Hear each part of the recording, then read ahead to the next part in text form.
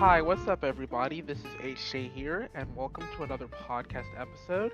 I am pleased to announce that I'm finally back doing my typical episode schedule, somewhat of a schedule anyway.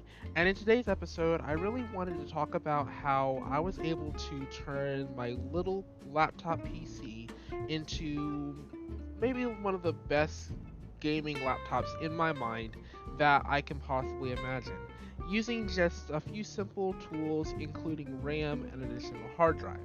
Now, you don't have to be a technical expert to do this. In fact, all it takes is a very decent computer, a decent amount of money, and a little bit of an extra budget.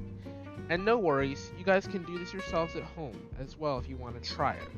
So for example, I started off with 8 gigabytes of RAM on my laptop, and I started out with a 256 gigabyte hard drive. Well, because of my type of laptop, I also have an additional hard drive bay, which is actually very useful because I was able to install a 2.5 inch SSD to that additional hard drive bay. Now, most people's laptops don't have that. In this particular case, you need a decent sized SSD. If you're not going to be doing solely gaming and you maybe want to tinker with a couple other things, I would suggest getting a 1 terabyte at a minimum, or 2 terabyte max.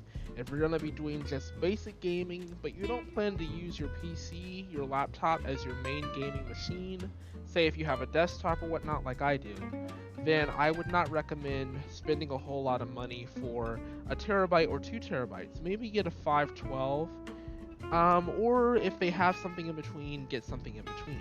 Now, you're also going to need a RAM stick.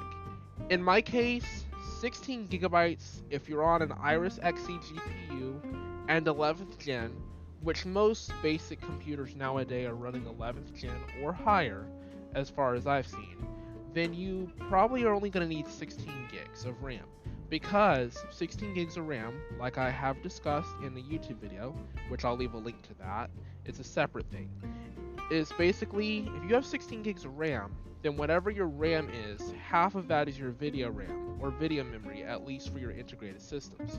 Now, this is not for NVIDIA or AMD GPUs, as they take dedicated RAM. Now, typically, I put it this way, most people will use 16 gigs on their system, or 8 depending on what they start with.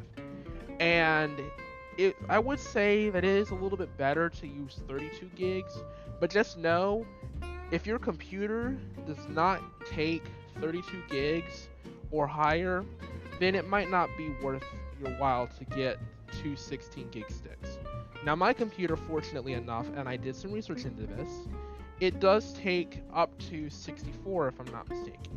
So 2 sticks of 32 or 2 sticks of 16 to do either 64 gigs of RAM or 32 gigs of RAM might be enough.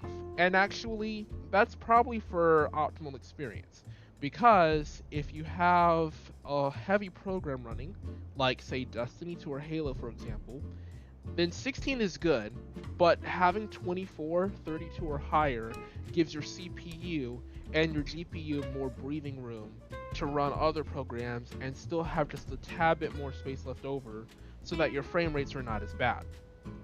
Now, if you're questioning the hard drive, and really, if you have a hard drive at home that you're not using anymore, an SSD at home, for say if you have like an external SSD or an SSD for your Xbox that's external, all you have to do is literally take the shell casing off and take the little adapter piece at the top off, and if you have the SATA hard drive connector and you have an additional hard drive bay, you can easily hook that into your laptop. That's actually what I did.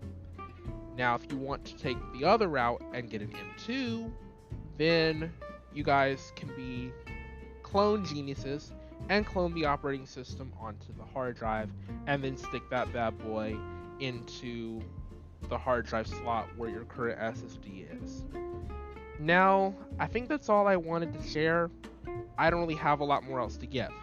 And if you guys are interested in learning more about my tech videos, I've provided a link in the podcast description for you guys to go and check out my actual computer videos. I also have some gaming videos there too. So if you guys want to click through to my channel and subscribe, I do have an option for you guys to do that. As always, you guys, I thank you guys for joining me on this podcast adventure, and I'll catch you guys in the next episode.